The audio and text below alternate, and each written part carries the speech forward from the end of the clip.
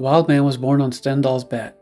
He worked with his father on a ranch and learned how to shoot there. He discovered that he was very good at shooting, so good that when he joined the militia he was assigned as a sniper. He was sent to fight separatists on the southern continent, a subarctic wasteland of ice plains, cruel mountains, and frozen seas. Stendahl's bet was named after the first person to discover it hundreds of years ago. His name was Stendahl, and his navigator on the horizon was named Willoughby.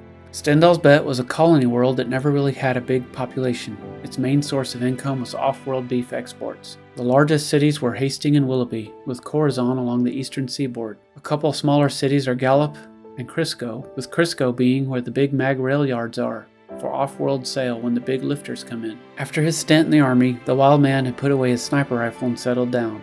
He gets married and has a child and a small farm out on the outskirts of civilization. 10 years before the first battle for New Vega, the savages came to Stendahl's bet and took everything. They were metal scavengers who took everything up and away in their salvage vessels back to their hulk, and then off and away into the deep dark. Out of the blue with no warning, the savages had attacked Stendahl's bet. Maybe because it was so sparsely populated they didn't think it would be noticed, or because it was cold and dark and reminded them of outer space. Who really knows? But it was so unexpected at first, the populace thought it might be one of the confederacies, perhaps the United Worlds, trying to take the planet.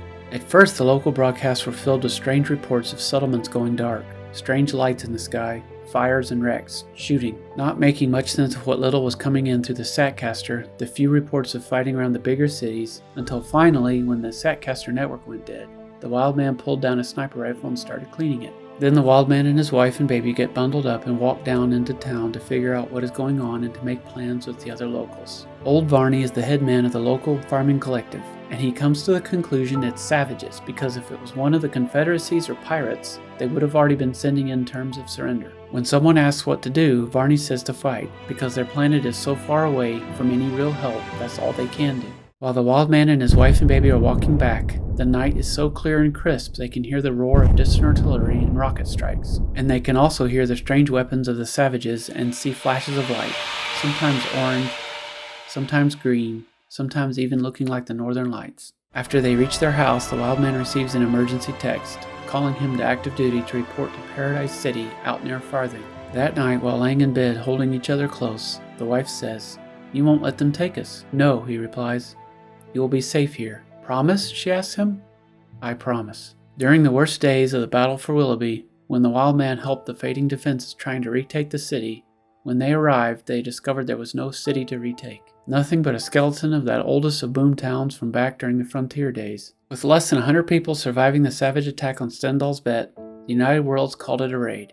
But Tyrus Rex called it the savages gaining a foothold, so he cleansed the planet of savages and anyone else left. The Wildman would have never left Stendahl's bet, except he was wounded badly at Gap Springs. His face and chest were all scarred from a fragmentary device that went off too close for comfort, and the next thing he knew he was on board the United Worlds hospital frigate Mercy, and they were in jump. And the United Worlds were clamoring for Tyrus Rex to pay, because there had to be another way to deal with the savages rather than just nuking planets into oblivion. A trigger nuke would destroy the savages who were successful in taking over a planet, but it also destroyed the planet in the process, for the next 100 years or more. Who knew when those planets would be viable for life again? After healing up on Sudlow, a Britannian colony world, at a refugee center, the Wildman goes off hunting on his own. He finds an old rundown scout vessel called the Sweetwater Express. Whenever the savages, or the rumors of savages, came over the galactic transcom, he flies off in his ship that barely runs and goes hunting. Taking his large-bore sniper rifle, he would shoot savages from sniper nests, always moving, never still, until Tyrus Rex or another one of his believers would show up and nuke the planet into oblivion. But sometimes, before Tyrus showed, the savages would get what they came for and just up and leave, off into the deep dark with their ill-gotten gains. Then the Wildman would be off as well. Sometimes when the Wildman had a savage in his scope, he could feel them, his wife and baby, standing there behind him, and he could almost hear her say, "Another one, babe," and he would live for those moments. 6 weeks ago, he heard the rumor that the savages had come in and hit a sector giant, New Vega, a big player in the fledgling galactic scheme. New Vega. So he checked the flight directives and found that the world had an off-limits advisory tag.